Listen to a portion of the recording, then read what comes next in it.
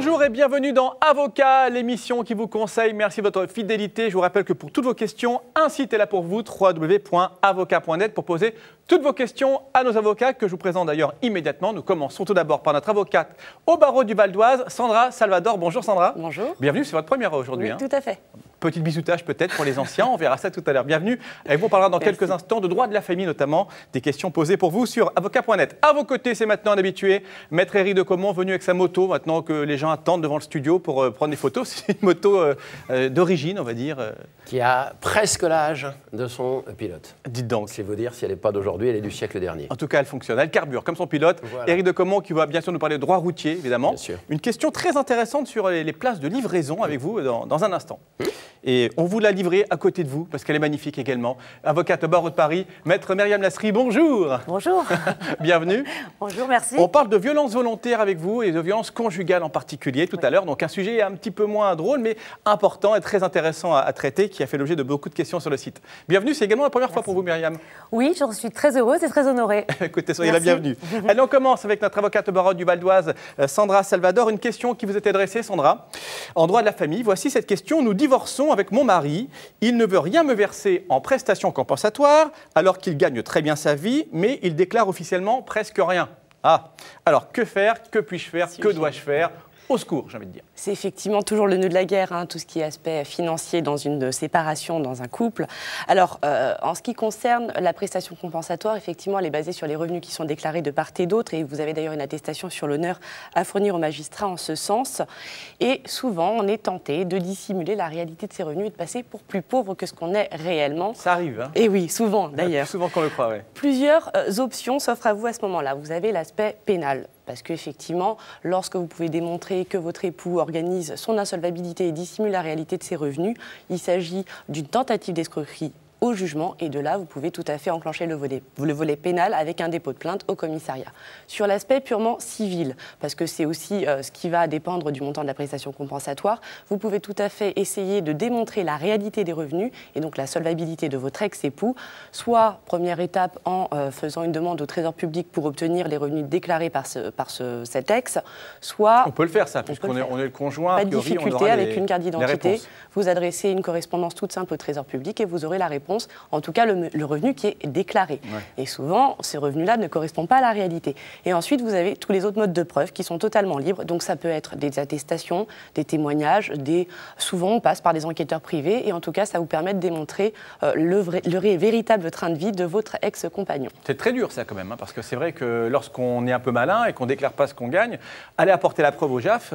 c'est facile, surtout dans les professions libérales d'ailleurs. Oui, c'est vrai. Courant. C'est vrai. Donc on essaie un peu de démontrer par rapport au train de vie. Et mettons, si monsieur est séparé avec un loyer important, roule en belle voiture, a des beaux habits et part en voyage tout le temps, ça peut être des éléments, ça, qu'on peut dire au juge. Ça peut tout à fait être des éléments qu'on peut soumettre au juge. Alors ça, c'est tout le rôle de votre avocat, hein, puisque effectivement, il y aura des pièces qui vont être communiquées par la partie adverse, et vous allez pouvoir constater s'il y a effectivement un loyer à 2 000 € avec un revenu au RSA, ça ne peut pas être cohérent, et c'est ces incohérences-là qu'il va falloir mettre en évidence, plus, si possible, d'autres attestations qui viendraient mettre tout cela de façon à démontrer la réalité. Alors le juge aux affaires familiales, lui, j'imagine qu'il va un peu s'en laver les mains. Il ne va pas faire d'enquête, lui. Non. Il va uniquement juger sur les pièces qu'on lui apporte. Tout à fait. En fait, c'est vraiment à la personne qui doit démontrer le vrai train de vie. Hein. Exactement, et ce sont des pièces écrites. Hein, donc il ne suffit pas simplement de le dire, il faut aussi le démontrer. Ouais. Est-ce qu'il y a une incidence fiscale?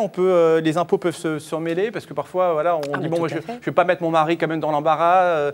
Si après c'est transmis aux impôts, il peut y avoir peut-être un redressement. C'est tout le jeu de la délation. On peut tout à fait écrire au Trésor public pour dénoncer le train de vie qui ne serait pas conforme à la réalité des revenus déclarés. Et il pourrait y avoir effectivement un redressement qui serait derrière toutes ces dénonciations. Merci beaucoup, Sandra. À côté de vous, il ne dissimule pas ses vrais revenus, il ne dissimule même pas sa moto. Hein, sa moto, lui, je ne sais pas si ça permettra d'avoir une prestation compensatoire, si un jour ça va arriver. Je l'assume. Voilà. En tout cas, elle est là. C'est Éric de Caumont, notre avocat en droit routier, avec une question très intéressante. Et j'avoue que cette question m'intéressait à titre personnel, puisque j'ai moi-même fait une réclamation dans le même sens. Alors, on va voir si votre réponse correspond à ce que j'ai moi-même mis dans ma déclaration et dans ma contestation. J'ai stationné sur une place de livraison pour déposer ma grand-mère qui a du mal à marcher, plus proche de son domicile. On peut comprendre, mais j'ai été verbalisé. Alors, est-ce que je peux contester? Les places de livraison, ça faut vraiment qu'on fasse un point là-dessus parce qu'on ne sait jamais si on peut s'y mettre ou pas. Et si oui, pourquoi faire en fait? On va faire le point sur la livraison des grands-mères. Oui, voilà. Donc, on va déjà... 30 c'est plus rapide que Pizza 30. On va déjà poser finalement le nœud de la réponse. C'est très simple. Les places de livraison, ce ne sont pas des places pour livreurs. Ce ne sont pas des places réservées aux artisans. Ce ne sont pas des places réservées aux véhicules commerciaux ou industriels, aux camionnettes ou aux camions. Ce sont des places pour effectuer une livraison. Qui effectue une livraison? Pour tout le monde. Tout le monde. Effectivement, bien sûr, les professionnels effectuent des livraisons, les livreurs effectuent des livraisons, mais vous et moi, on peut parfaitement livrer un petit guéridon, on peut livrer une grand-mère, on peut prendre livraison d'un grand-père, on peut livrer ses courses. Bref, ce sont des places, il faut bien réfléchir, qui sont conçues pour fluidifier le trafic en permettant à des gens qui ont des besoins légitimes de se rapprocher d'un endroit où ils vont prendre ou déposer quelque chose, de pouvoir le faire facilement parce que ces places vont rester libres, normalement, en théorie, et qu'on ne va pas en abuser. À Paris, elle reste libre, parce que si elle est occupée, je peux dire qu'à la Fourrière, ne tarde pas à vous libérer très la place rapidement, tout de suite, car ça fait partie effectivement des possibilités de mise en fourrière. Alors en pratique, ce qu'il faut se rappeler, bien sûr, ce dont il faut se rappeler, c'est que ces places sont réservées aux livraisons. N'importe qui peut livrer, mais livrer, ça ne veut pas dire passer 3 heures chez soi avant de redescendre, garer la voiture ailleurs. Ça veut dire que c'est quelque chose qui est forcément limité dans le temps et qui doit se passer de façon à ce que vous reveniez suffisamment rapidement s'il y a besoin. Et c'est là toute la difficulté de la verbalisation, si vous voulez. C'est qu'en fait, bien souvent, si vous n'avez pas la bonne idée, premier conseil, mettez un petit papier disant « Je suis en livraison ». Au 58 boulevard de la République, 2e étage. Déjà, vous prouvez votre bonne foi. Je ne suis pas sûr que l'agent de surveillance de la voie publique va aller jusqu'au 58 et au 2e étage pour vérifier si vous êtes en train de lui raconter des histoires ou pas.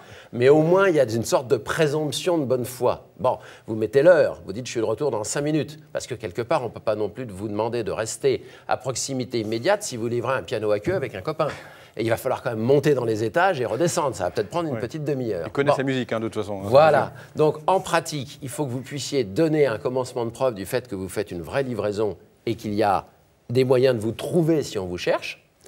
Et si jamais vous êtes verbalisé malgré tout, il faut bien entendu que vous prévoyiez les témoins, les personnes qui vont pouvoir justifier du fait que vous étiez bien en train de livrer, qu'ils peuvent le démontrer par tel et tel moyen et qu'ils vous serviront, si vous êtes malgré tout verbalisé, que la contractuelle a disparu ou qu'elle n'a pas voulu entendre vos arguments et qu'elle a maintenu sa verbalisation, la façon que vous aurez de démontrer votre bonne foi pour votre contestation.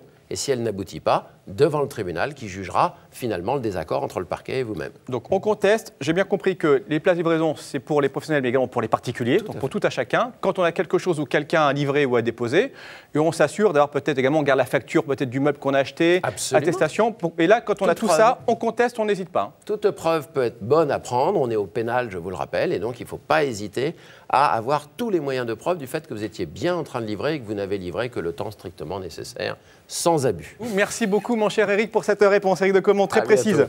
À vos côtés, Myriam Lasserie, avocate au barreau de Paris. Vous êtes également ancienne membre du Conseil de l'Ordre, donc avec vous. Et on va poser une question sur les violences conjugales. Oui. Et c'est vrai que on pourra également faire le pont souvent dans cette émission avec le droit de la famille, évidemment, et même le droit pénal. Donc c'est une matière vraiment qui est en marge de beaucoup de domaines.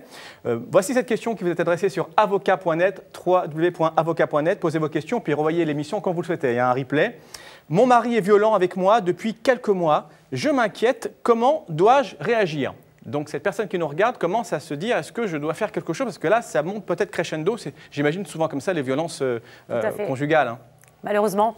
Alors ces derniers temps, il faut savoir que le dispositif s'est considérablement renforcé et qu'on a la possibilité véritablement, lorsque l'on est victime de violences conjugales, de saisir de manière tout à fait urgente le juge aux affaires familiales, sans compter qu'on peut aussi se tourner vers la police et déposer une plainte au plan pénal. Alors, tout d'abord, et ça c'est le préalable, je dirais presque à toute action, à toute instance en justice, se munir de preuves. Et quelles sont ces preuves? Les preuves royales en matière de violence conjugale, surtout lorsqu'elles sont physiques, mais aussi morales, peut-être on y reviendra, c'est le certificat médical. Le certificat médical va pouvoir constater l'existence d'une incapacité de travail. Et selon la durée de cette incapacité de travail, le juge sera plus ou moins répressif. Ensuite, nous devons... aussi bien pour des blessures qu'on peut avoir ou moralement. Hein. Donc, Tout à fait. On va voir son médecin, n'hésite pas, même s'il n'y a pas de coup porté, on le souhaite que ce n'est pas le cas, mais même lorsqu'on a une sorte d'harcèlement moral, qu'on a un préjudice moral, on va également consulter. On peut tout à fait consulter un médecin et avoir une incapacité de travail au titre du seul préjudice moral, qui est parfois très important, parce qu'il peut y avoir un syndrome post-traumatique, il peut y avoir un stress absolument important qui fait que la victime est très très mal, doit s'arrêter de travailler ou ne peut plus accomplir certains actes de la vie quotidienne. Donc, munie de ce certificat médical, la victime peut pousser la porte d'un commissariat, c'est même ce qu'elle est vraiment encouragée à faire aujourd'hui grâce au nouveau dispositif, déposer, si elle hésite encore un peu, une main courante, mais si les violences sont avérées, une plainte, sachant qu'on ne peut jamais lui refuser la possibilité de déposer une plainte. Oui, J'ai entendu beaucoup de choses sur ce sujet. Une question qu'on a souvent traitée ici, parfois on va au commissariat, on ne prend pas la plainte, et alors là c'est quand même très frustrant, mais ils sont obligés de prendre la plainte. Ils sont absolument obligés de prendre la plainte. Une fois que ce dispositif pénal a été mis en route, évidemment, le procureur de la République peut s'en saisir et l'auteur des faits peut être traduit pénalement devant le tribunal correctionnel, devant un juge de la liberté de la détention. Il peut vraiment être inquiété par les instances pénales. Mais la victime garde un rôle, je dirais, actif, puisqu'elle peut saisir le juge des affaires familiales dans des délais extrêmement brefs, et ça fonctionne très bien, je peux vous dire, où elle va demander ce que l'on appelle une ordonnance de protection. Et comme son nom l'indique, cette ordonnance de protection va pouvoir, pendant une durée, je le souligne, limitée de 4 mois, renouvelable lorsqu'il y a un divorce en perspective, mais je ne rentrerai pas trop dans les détails, mais en tout cas renouvelable. En tout cas, pour une durée de 4 mois, la personne va pouvoir être protégée. Ça veut dire, elle peut se voir attribuer la jouissance du domicile conjugal, peu importe que ce domicile appartienne en propre, à titre de propriété au mari. Elle peut voir statuer sur la contribution aux charges du mariage, c'est-à-dire qu'elle ne va pas rester sans le sou pendant tous ces problèmes-là.